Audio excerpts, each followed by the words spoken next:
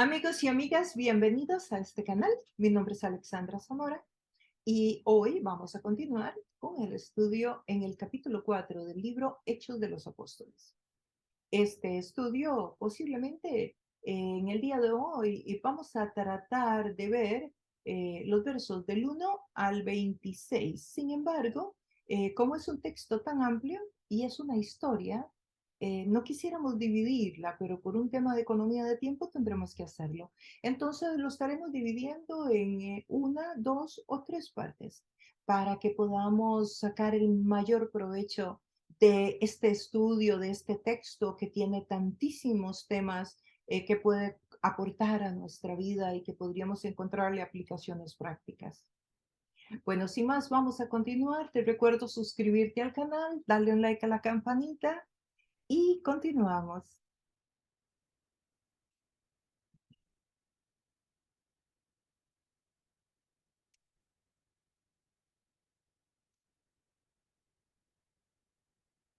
Hechos de los Apóstoles. A manera de repaso para volver a llegar y recordarnos el contexto en el que estamos, el libro de Hechos de los Apóstoles es un libro histórico. Es el libro en que se nos narra la historia, el nacimiento de la iglesia cristiana.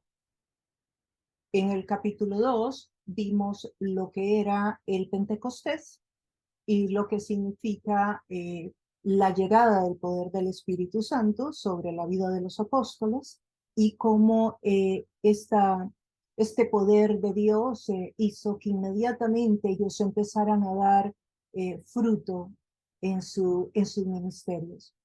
Luego nos encontramos en el capítulo 3, que lo estudiamos la vez anterior, donde Pedro y Juan, posiblemente con los otros apóstoles, van camino al templo a las 3 de la tarde.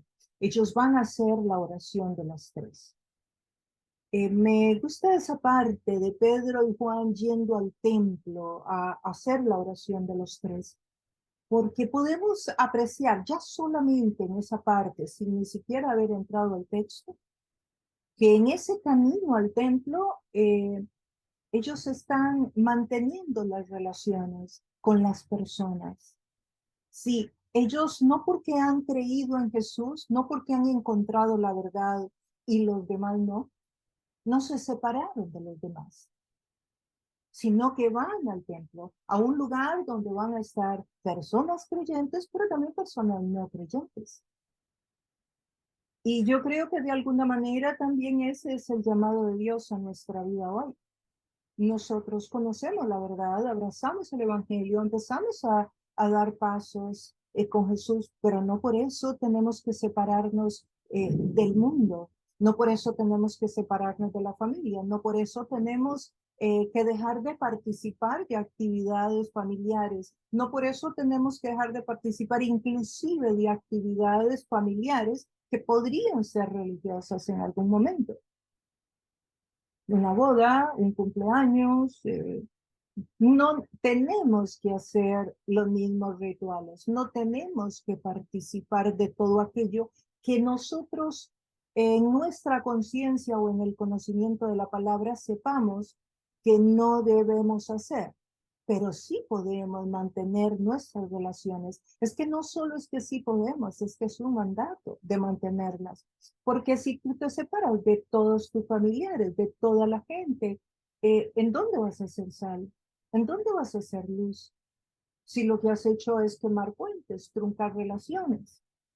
Es todo lo contrario al mandato bíblico. Ahora, que no debemos de hacer ciertos rituales, ciertos comportamientos que sabemos que tal vez no están conforme a la palabra de Dios, es muy diferente. Pero ahí entra la sabiduría y el discernimiento.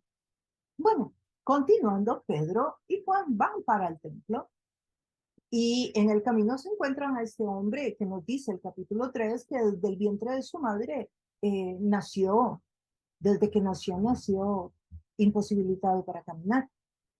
Y resulta que Dios lo sana y hace un milagro. Bueno, ese milagro ha sido raíz o o el elemento para que se sigan dando más historias dentro de este libro de Hechos, que hoy en el capítulo 4 precisamente vamos a seguir escuchando a Lucas contarnos más de lo que sucede después de que este milagro es llevado a cabo. O sea que el milagro es llevado a cabo y como lo vimos en el estudio anterior, un milagro es un previo del reino de los cielos, como un previo de Netflix, pero ahora es del reino de los cielos. Un milagro es una señal que apunta, que revela, que enseña cómo va a ser el reino de los cielos en su plenitud cuando Jesús regrese en su segunda venida. Ahora, y vamos a ver en el capítulo 4 qué más sucede a raíz de este milagro. Bueno, vamos a continuar con algunos aspectos generales de, de esta narrativa. Los apóstoles están haciendo lo que Dios les está diciendo que hagan. Ellos están obedeciendo a Dios y esto es lo que está sucediendo cuando nos encontramos con el capítulo 4, que ellos están ahí, acaban de sanar a este muchacho. Podríamos estar hablando de cuestión de horas para que empecemos en el capítulo 4. Del momento en que el muchacho es sanado, bueno, ese hombre, ese señor, porque ese que tenía 40 años, no era tan muchacho, desde ese momento en que es sanado a este momento en que nosotros entramos al texto del capítulo 4, pueden haber pasado 2 horas. Y vamos a ver que el texto mismo nos habla de que era la tarde. Entonces, esta primera parte vamos a tratar de cubrir 2 de estos aspectos. Los aspectos de toda esta narrativa son: los apóstoles son encarcelados por causa de ese milagro. Los apóstoles son juzgados por causa de ese milagro. Y luego los apóstoles son liberados. De cada una de estas secciones de la narrativa nosotros vamos a aprender, no solamente para entender lo que estaba pasando ahí, sino para sacar de ahí aplicaciones para hoy, para nuestro diario vivir. Porque la Biblia no es solamente un libro de historia que no tiene relevancia hoy. No, hay principios que se extraen, hay enseñanzas que se extraen del texto que son aplicables a nuestro diario vivir, como lo que vimos ahorita en la introducción o en el repaso. Pedro y Juan van al templo, al lugar donde habían ido toda la vida, donde estaban un montón de personas que no eran creyentes. Y nosotros de ahí podemos sacar una aplicación para nuestra vida sin extrapolarla y entonces ahora decimos, bueno, pues igual puedo ir entonces a aquellos lugares donde tú sabes que no te conviene ir. No, estamos hablando de para mantener las relaciones familiares, las relaciones con amigos, con amigas, etc. Entonces, de estos 3 puntos, trataremos de cubrir el primero y quizás una parte del segundo. No creo que nos dé tiempo para completamente el segundo. El texto bíblico dice así: mientras Pedro y Juan le hablaban a la gente, se les presentaron los sacerdotes, el capitán de la guardia del templo y los saduceos. Estaban muy disgustados porque los apóstoles enseñaban a la gente y proclamaban la resurrección, que se había hecho evidente en el caso de Jesús. Prendieron a Pedro y a Juan y como ya anochecía, los metieron en la cárcel hasta el día siguiente. Pero muchos de los que oyeron el mensaje creyeron. Y el número de estos, contando solo a los hombres, llegaba a 5,000. Iniciamos entonces con este texto, con esta porción del texto, y ahí vamos avanzando conforme el tiempo nos vaya permitiendo. Vemos acá entonces que mientras Pedro y Juan le hablaban a la gente, las palabras ahí tal vez en el original, en el griego original dirían más bien mientras Pedro y Juan le predicaban a la gente. No era que le hablaban de hablar de cualquier tema, le predicaban, le hablaban de temas relacionados con Jesucristo, con la salvación, con el evangelio. Y se les presentaron estas personas, sacerdotes, el capitán de la guardia, el templo y los saduceos. Bueno, veamos quiénes son estos señores que se presentan acá.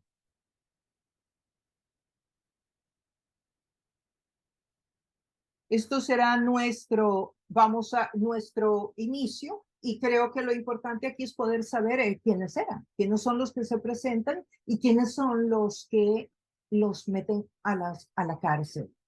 Los sacerdotes pertenecían al mismo grupo que dice al final, a los saduceos. Entonces, los sacerdotes, cuando habla de los sacerdotes, que en otro versículo más adelante voy a clarificar más en detalle, y lo vamos a entender mucho mejor, pero los sacerdotes eran como todos los que se ocupaban del templo, de cuidar el templo. Y dentro de los que se ocupaban de cuidar el templo, había una persona encargada, era el capitán de la guardia del templo.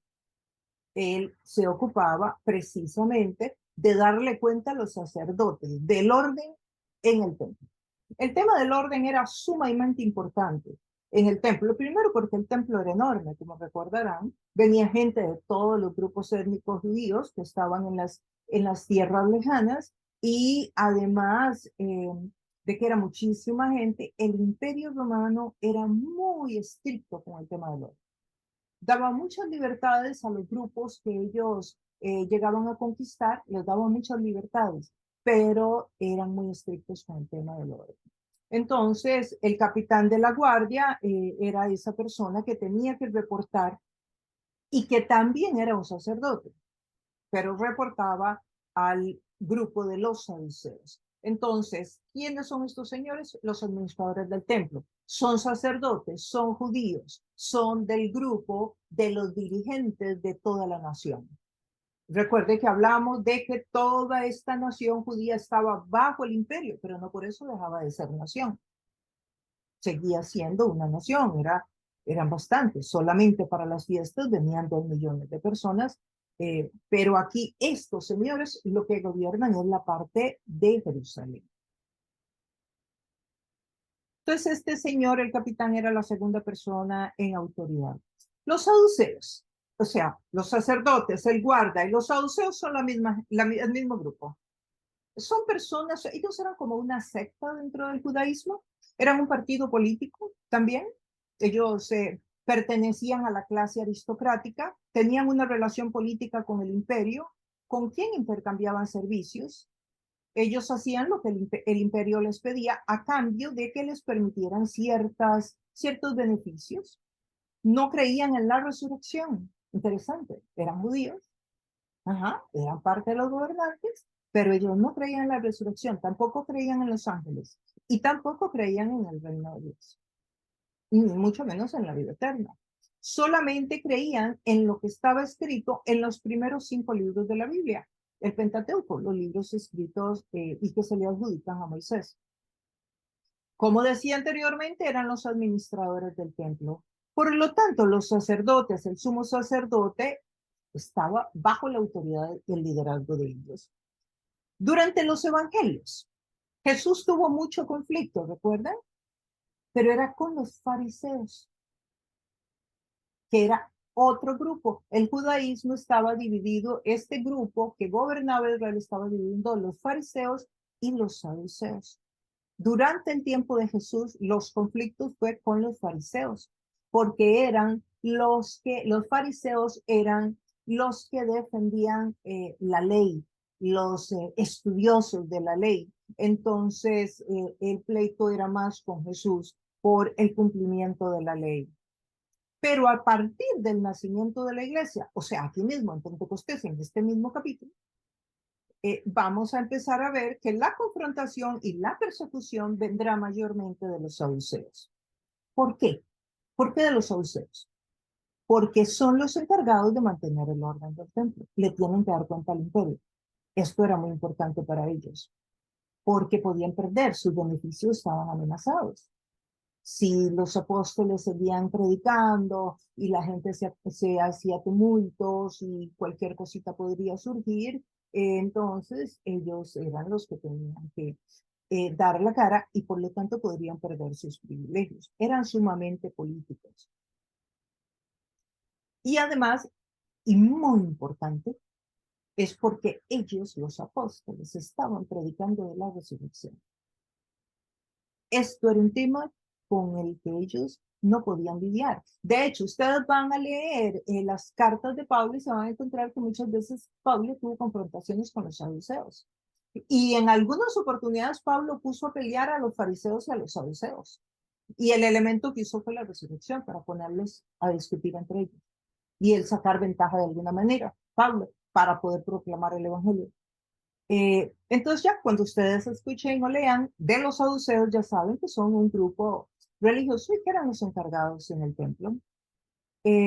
Un equivalente de lo que serían los saduceos hoy, porque sí, los fariseos creían en todo el Antiguo Testamento, en las profecías mesiánicas, en los primeros 5 libros de la Biblia, en los profetas, en los salmos, en todos los libros.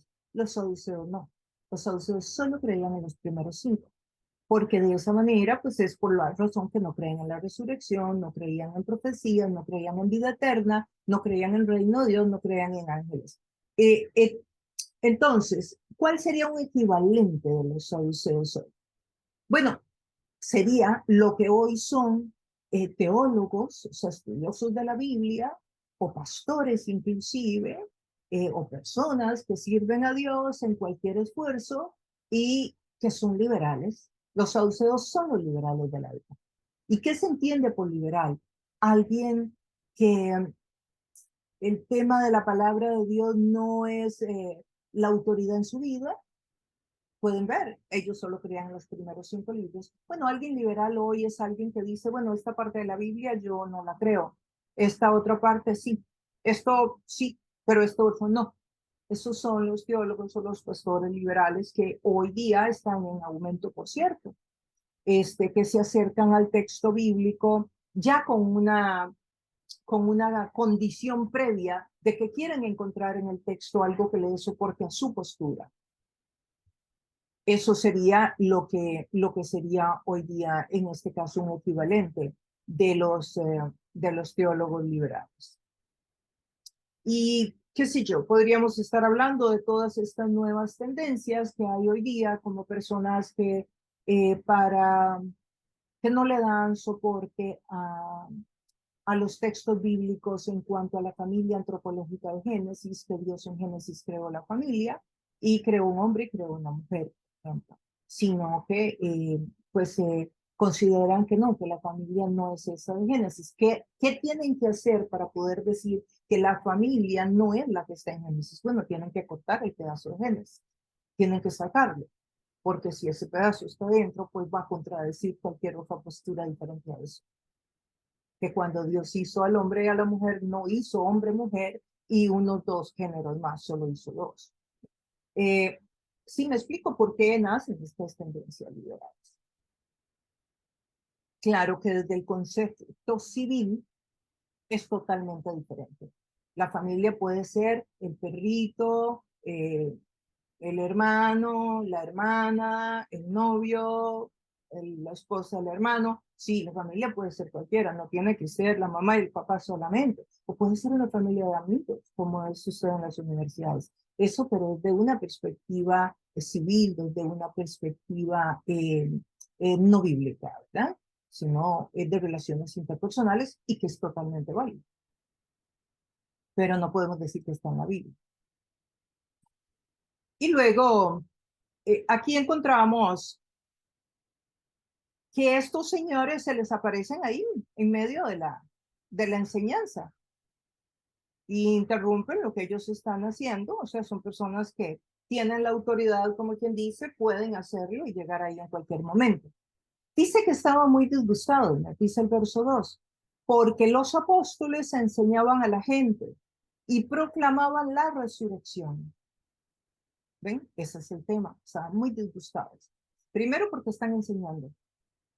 Y segundo porque lo que están enseñando, además, es la resurrección, que se había hecho evidente en el caso de Jesús. Pero esto es en parte lo que los tiene muy molestos. La palabra disgustado vendría a ser como exasperados, perturbados, altamente molestos.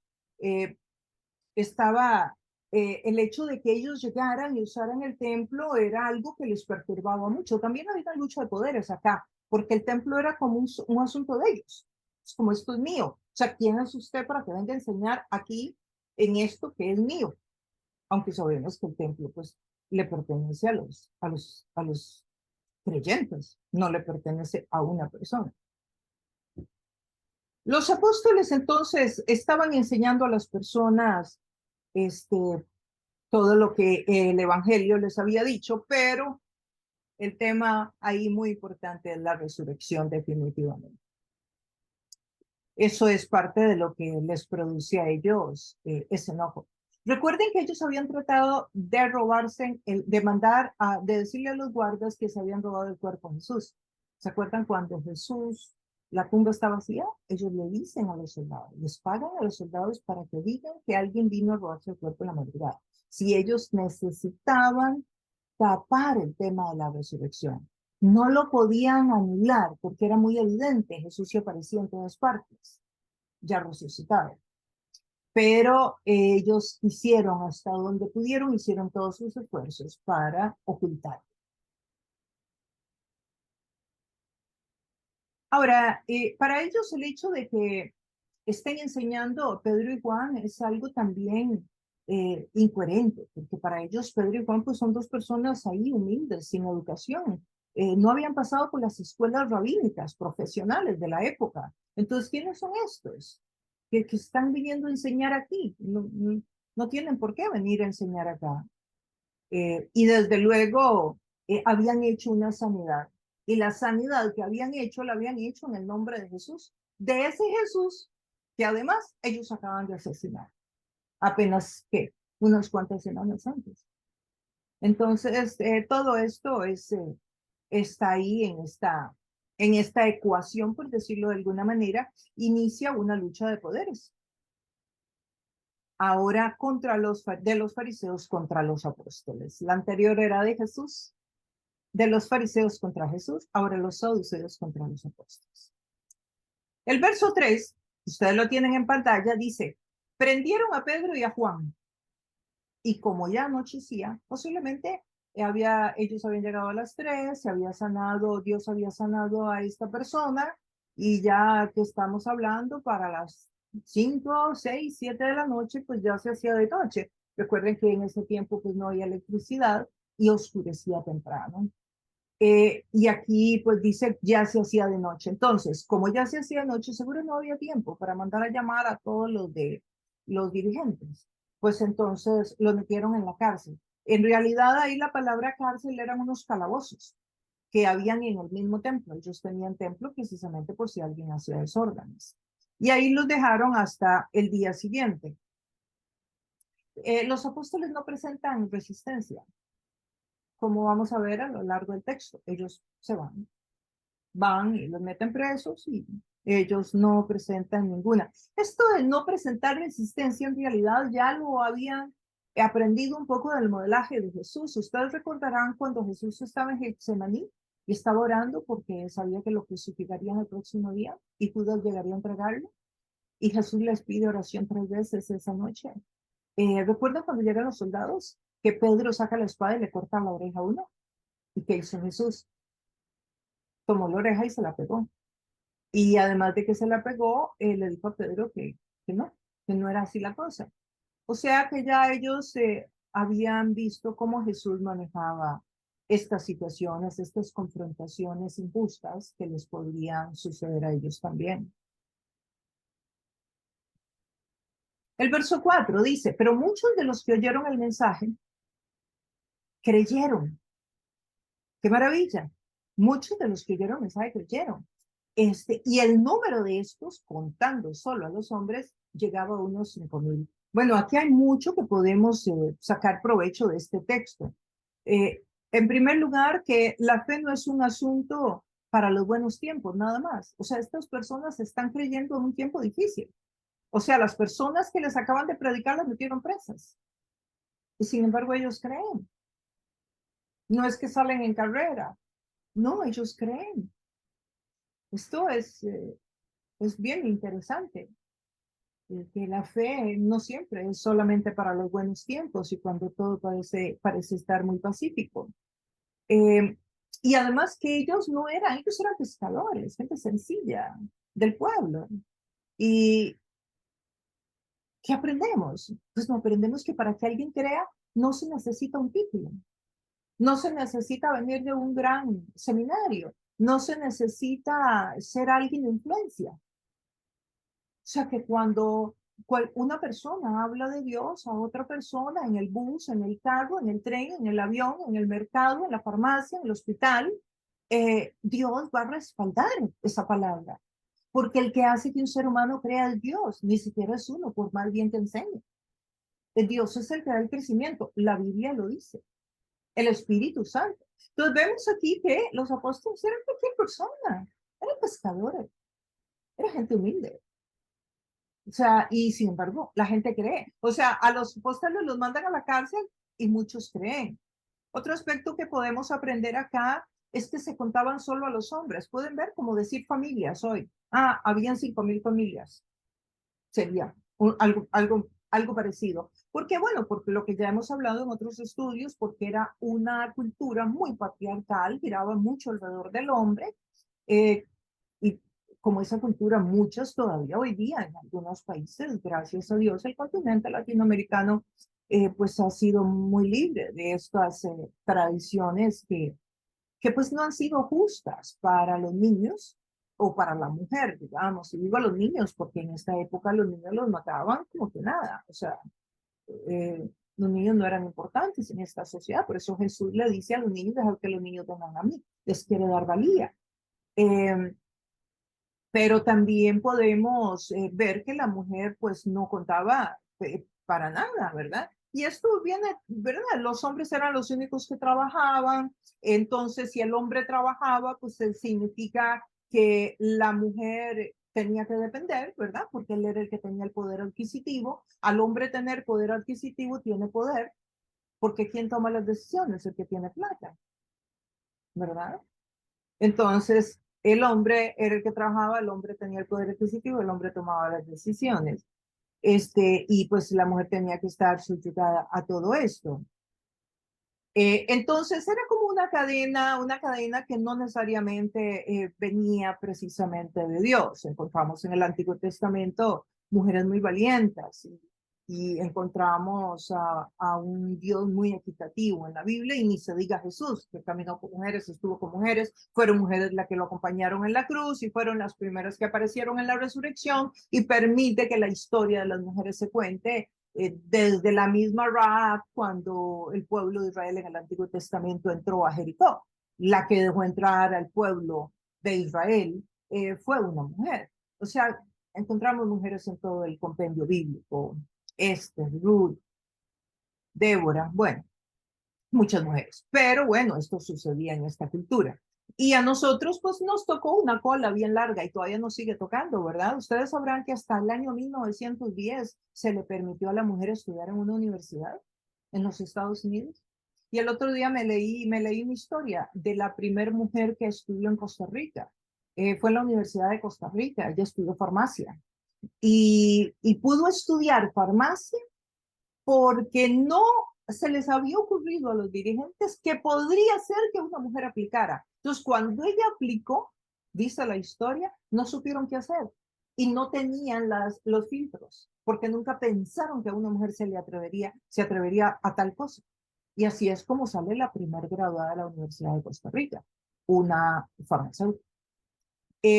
Y por ejemplo, otro dato, ¿verdad? Que es importante y que nosotros, las mujeres, tenemos que saberlo y los hombres también, porque de esto hay que hacer conciencia, es que hasta el año 1920 la mujer votó en los Estados Unidos, en todos los estados. Había Wyoming, ya estaba la mujer votando antes, pero hasta 1920 fue que la mujer pasó la ley de que la mujer podía votar. Así que las consecuencias de esas culturas paternalistas, patriarcales, todavía las hemos nosotros tomado la cola. Todavía hay muchas cosas. Hoy día, no sé si tú sabes, pero hay trabajos donde trabaja un hombre y una mujer, hacen exactamente lo mismo y el hombre le paga más aquí en los Estados Unidos. Por ejemplo, las meseras. Por ejemplo, de cada 10 profesores universitarios, 7 son hombres. Creo que por ahí anda la estadística, si no me equivoco. Pero es altísima la diferencia. En fin, es muy importante que esas cosas cambien y esas cosas cambian eh, cuando cambia la legislación de un gobierno, de un país, cuando entran mujeres a legislar, cuando entran mujeres a tomar decisiones en el cambio de las leyes de los gobiernos. ¿Por qué? Porque la mujer tiene un corazón de mamá, porque la mujer ve cosas que el hombre no ve, y no porque los hombres sean malos, aclaro, sino porque el hombre no puede ver lo que nosotras vemos, ni nosotras podemos ver lo que ellos ven. Por eso es muy importante los balances en los gobiernos, que hayan hombres y que hayan mujeres. Y por eso debemos ayudar para que haya balance, porque la mujer piensa en los niños, la mujer piensa diferente y contribuye de una manera diferente, el varón piensa de una forma diferente. Y ambos, en el complemento de ambos, es donde se hacen las buenas leyes que cubren a toda la familia, a todos los miembros de la sociedad. Pues aquí tenemos que habían 5.000 hombres, cuentan a los hombres, pero tenemos que imaginarnos que entonces sabían que si habían 5.000 hombres o 5.000 familias, pues habían 5.000 mujeres también. Y habían niños, que también son seres humanos, que en ese tiempo, ¿verdad? Casi que ni contaban. Entonces tomemos en cuenta que estamos hablando de que mientras ellos están en la cárcel se convirtieron 10.000, pongámosle mínimo, ¿no? 10.000 personas. El verso 5, al día siguiente se reunieron en Jerusalén. ¿Quiénes? Los gobernantes, los ancianos y los maestros de la ley. Allí estaban el sumo sacerdote Anás, estaba Caifás, estaba Juan Alejandro y otros miembros de la familia del sumo sacerdote. Hicieron que Pedro y Juan comparecieran ante ellos y comenzaron a interrogarles. ¿Con qué poder o en nombre de quién hicieron ustedes esto? Esto es el milagro. Pero no pueden decir, hicieron ustedes el milagro. No, hicieron ustedes esto. Pero bueno, nótese que están aceptando que algo pasó, ¿verdad? Pero no le pueden llamar por el nombre. No le pueden llamar por el nombre. Y hablemos un poco entonces de quiénes son estos personajes que anteriormente lo mencioné en unas pinceladas generales. Aquí podemos profundizar un poco. Bueno, esto es lo que se llama el Sanedrín, que era algo parecido a lo que vemos acá. Como pueden ver, hay soldados, hay sacerdotes, hay sumos sacerdotes, hay pueblo. O sea, esto era un montón de gente ahí, la que estaba presente. Mandaron a llamar a los apóstoles y los iban a interrogar en ese lugar, que era como circular. Ellos se ponían alrededor y la persona en el centro. Esa era la forma en que lo hacían ahí mismo en el templo, en el salón del templo. Esto es lo que se llama entonces el Sanedrín. Cuando ustedes lean el Sanedrín en el Nuevo Testamento, se refiere a los gobernantes de la nación de Israel. El imperio los había conquistado, pero le permitía a muchas naciones que tuvieran su propio gobierno. El Sanedrín podía legislar, podía tomar decisiones, podía encarcelar, podía hacer un montón de cosas. Lo que no podía era la pena de muerte, no la podían ellos poner sobre algo. Eso no podían. Por eso con Jesucristo, ellos lo llevan donde Poncio Pilato. Ellos querían matarlo, pero ellos no podían. Entonces ellos lo llevan a Poncio y por eso le tuercen el brazo a Poncio. Poncio Pilato dice que él no ve ninguna culpa como para mandarlo a matar. Poncio Pilato les ofrece al otro criminal a cambio y que dejen libre a Jesús. Y los judíos no quieren, porque los judíos quieren matarlo, ¿verdad? Entonces, y en este mismo lugar donde están Pedro y Juan, es donde estuvo Jesús apenas hará 2 meses, en el mismo lugar, en el mismo centro y con los mismos señores, con el mismo Sanedrín. Ellos fueron los que crucificaron a Jesucristo y ahora son los que están llamando a Pedro y a Juan. ¿Y por qué es importante? Porque quiero que se imaginen el lugar. O sea, quiero que se imaginen a Pedro y a Juan parados en el mismo lugar donde estuvo su maestro que ya está muerto, que lo mataron. Ellos saben que resucitó y ascendió a los cielos. Eso debe dar mucho terror. Solo la posibilidad de morir en una muerte tan horrible como la que ellos vieron morir a Jesús. Y saben que estos señores tienen autoridad para hacerlo. Entonces, como podemos apreciar a través de esta historia, ellos trataron de manipular, o sea, de intimidar sería la palabra correcta. de intimidarlos, o sea, traerlos acá y este es el Sanedrín. Es una palabra que viene del arameo y significa asamblea. Y aunque ellos están tratando de intimidarlos, vamos a ver que los apóstoles no se dejan intimidar. Estaba formado por 70 personas, más una, que sería el sumo sacerdote. Entonces, 70 más una. Los ancianos, que nos decía el texto bíblico que habían ancianos. ¿Sí? Esos ancianos, ¿quiénes son los ancianos? Eran las familias honorables y reconocidas dentro de los judíos. Muchos de ellos pertenecían a la familia de los sacerdotes. Los maestros de la ley eran los intérpretes de la ley y en su gran mayoría eran fariseos. Ellos, los maestros de la ley, eran los que confrontaban a Jesús. Ellos eran los fariseos. Eran los diestros, los que conocían el texto bíblico. Acuérdense que los saduceos solo conocían los primeros 5 libros. Entonces, cuando Jesús les hablaba, ni le importaba lo que Jesús dijera, porque en realidad no lo creían. Los fariseos sí lo creían y por eso entraban a debatir con Jesús. Estos son los que están acá. Entonces, aquí están los gobernantes, los ancianos. El Sanedrín está conformado por los gobernantes, por ancianos, por los fariseos, que serían los maestros de la ley, que vienen a hacer lo mismo. Y nos dice que estaba, y dentro de los gobernantes estaban los saduceos, ¿verdad? Los saduceos son los gobernantes. Y luego el sumo sacerdote, Anás, dice que ahí estaba Anás.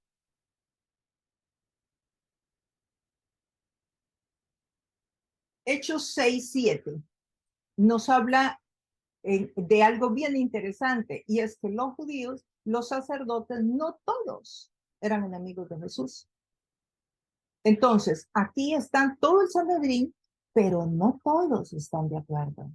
Y lo vemos porque en Hechos 6, que llegaremos en un par de semanas, dice, y la palabra de Dios se difundía, el número de los discípulos aumentaba considerablemente en Jerusalén. O sea, la palabra siguió dando fruto. E inclusive muchos de los sacerdotes obedecían la fe. ¿Ven? Hubo muchos sacerdotes entonces que estaban en esa reunión, pero estaban observando, estaban discerniendo, no necesariamente estaban apoyando lo que ahí sucedía. Ahora, Jesús ya había preparado a los discípulos para este momento. Ya él los tenía y los había preparado en algún momento. Veamos cómo es que Jesús los había preparado. Lucas 12, 11 al 12. Esta es la historia contada en el Evangelio de Lucas. Y aquí nos dice lo que Jesús les dijo a los apóstoles en una oportunidad. Cuando los hagan comparecer ante las sinagogas, oigan esto, Jesús les habla de esto, cuando los apóstoles antes de Pentecostés ni habían hecho milagros, ni habían predicado, ni habían bautizado a nadie. O sea, no habían hecho nada. El único que había hecho cosas era Jesús. El único que había hecho milagros era Jesús. Sin embargo, Jesús ya les había dicho, cuando los hagan comparecer ante sinagogas, los gobernantes y las autoridades, no se preocupen de cómo van a defenderse o de qué van a decir, porque en ese momento el Espíritu Santo les enseñará lo que deben de responder. Ya les había dicho. Entonces, esto a ellos no los toma por sorpresa. Miren, en Marcos también lo dice. Y cuando los arresten y los sometan a juicio, todo esto Jesús se lo dijo cuando estaba él en cuerpo humano. Cuando los arresten y los sometan a juicio, no se preocupen de antemano por lo que van a decir. ¡Wow! Solo declaren lo que se les dé a decir en ese momento, porque no serán ustedes los que hablen, sino el Espíritu Santo. Interesante, ¿verdad? Como Dios ya lo venía preparando. ¿Y cómo está diciendo Dios que el Espíritu Santo les va a dar lo que tienen que decir? Jesús está diciendo esto, el Espíritu Santo ni había descendido, ni Pentecostés. Si Jesús les habló del Espíritu Santo cuando estaba ascendiendo a los cielos y les dijo, tienen que quedarse en Jerusalén y esperen el Espíritu Santo. Y aquí ya les estaba hablando de lo que iba a suceder. Esto es una profecía y los está preparando. Que cuando llegue ese momento difícil, el Espíritu Santo les va a dar lo que tienen que decir. Ahora, ¿cómo aplicamos nosotros eso a nuestro diario vivir? Uno puede decir, bueno, porque yo no he tenido esa llenura del Espíritu Santo, pero más bien no sería porque no la hemos necesitado, porque no hemos estado en una situación tan grave donde lo hayamos necesitado. Porque ustedes recordarán a Esteban, que lo vamos a encontrar aquí en unos capítulos adelante, cuando Esteban es apedreado, es un muchachito de 17 años que está predicando. Y a él lo matan a pedradas los judíos, estos mismos, y la turba. Y sin embargo, él no dice, no, no, no, no, yo me arrepiento, no, voy a cambiar las palabras, o déjeme irme, o trata de salir corriendo. No, no es eso lo que Esteban hace. Entonces, ¿por qué nosotros no hemos tenido esa llenura del Espíritu Santo? No es que no la hemos tenido, es que no la hemos necesitado. Yo creo que debemos de tener toda, pero absolutamente toda la confianza de saber que el día que tú pases por una crisis difícil en tu vida, por un momento de angustia, por la pérdida de un ser amado, por una enfermedad terminal, por una situación de crisis familiar, vendrá sobre tu vida esa fuerza que te va a permitir pasar por ahí. Dios te va a ayudar. Recuérdalo, recuérdalo. Solo tienes que pedírselo. Y tú pasas por el fuego y no te quemas. Y de ahí sales mejor de como entraste. Porque el Espíritu de Dios va a descender en nuestra vida conforme sea la necesidad que tenemos.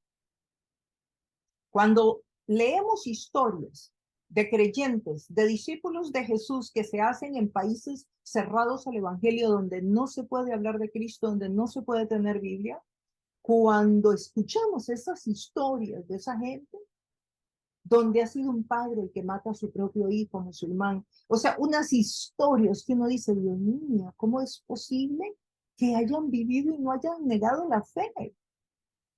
Bueno, es que hay una fuerza, hay un poder que desciende. Y ese es el mismo poder que va a descender sobre tu vida y sobre mi vida cuando estemos necesitando ayuda, cuando estemos pasando un momento complicado. Dios va a descender y te va a llevar en brazos, y te va a ayudar, y te va a sostener, y va a tomar tu mano, y va a caminar contigo. Y si necesitas que te lleve en brazos, te va a llevar en brazos. Ese es nuestro Señor, ese es nuestro Dios, ese es el Dios que predicamos. Y como ustedes pueden ver, Jesús ya sabía con anterioridad que esto vendría, que esto les pasaría. ¿Tú crees que Jesús no sabe lo que tú y yo tenemos que pasar, los retos de la vida, las crisis económicas, los problemas con nuestros hijos? Tal vez un esposo que ha sido infiel, o una esposa que es grosera, que maltrata a tus hijos, que no sabes ni qué hacer, o ese jefe que te hace la vida miserable, esa situación tan dura que pasas con tu salud, donde has preferido muchas veces que Dios te lleve porque los dolores son tales que no sabes qué hacer, no aguantas ya. Claro que el Señor sabe. Y claro que el Espíritu de Dios puede descender sobre tu vida. ¿Y dónde estás? Pídele al Señor, órale a Dios que te dé fuerzas para pasar por ahí. Y vas a ver que te las da, te sostiene la mano, te lleva en brazos si es necesario. Él es tu Dios, Él sabe, como sabía que los apóstoles iban a ser arrestados, encarcelados, blasfemados, también sabe por dónde tú vas a pasar. Tú no estás solo, no tienes un padre abandonante, tienes un Dios en los cielos que también está aquí en la tierra, caminando contigo, abrazándote, apoyándote. Dios sabe cuáles son tus necesidades, tus pruebas, tus debilidades, tus inconsistencias, las áreas débiles tuyas, Dios lo sabe. Y también Dios sabe los sueños que tienes, que no son necesidades, pero son tus sueños y también son importantes para Dios. Dios quiere que tú tengas paz, que estés contento, que estés contenta, que tengas una relación bonita, que alguien te ame, que alguien te espere, que alguien te salude, que alguien te dé un abrazo.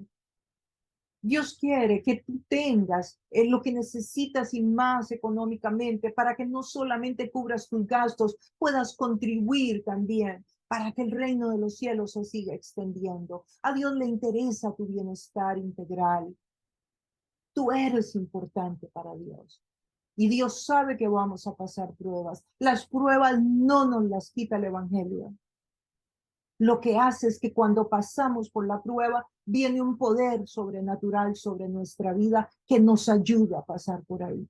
Pero los problemas, el creyente también tiene los mismos problemas. La diferencia es cómo el creyente enfrenta los problemas. Ya no los enfrenta solos.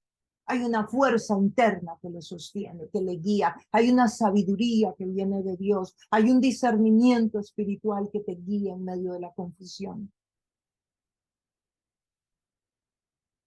Que Dios en su amor y misericordia te cuide y te guarde. Te ayude en todos los desafíos de la vida. Fortalezca tu fe cada día más, para que lo mires a Él más grande y a ti más pequeño, más pequeña. Entonces puedas confiar más en que Él tiene el poder para resolver y que además está interesado en resolver. Que el Señor continúe con nosotros, acompañándonos en este camino de la fe. Y continuaremos la próxima semana con la próxima parte de este estudio, a ver si podemos cubrir la segunda parte y si no, pues lo hacemos de 3 partes. ¿Qué les parece? Pero lo importante es que nos llevemos hoy en el corazón esa palabra de ánimo, ese Dios bueno, ese Dios que entiende nuestro presente, pero también nuestro futuro y que está interesado en nuestro bienestar de manera integral, de manera completa. Bueno, gente linda, una vez más, muchas gracias por acompañarnos. Que Dios en su amor y misericordia te ayude en todos los retos, los desafíos, las pruebas de esta vida y que el Espíritu descienda sobre ti en esos momentos en que más lo necesitas. Y una vez más, te recuerdo suscribirte al canal si te gustan nuestros programas, un like a la campanita y te esperamos en el próximo estudio.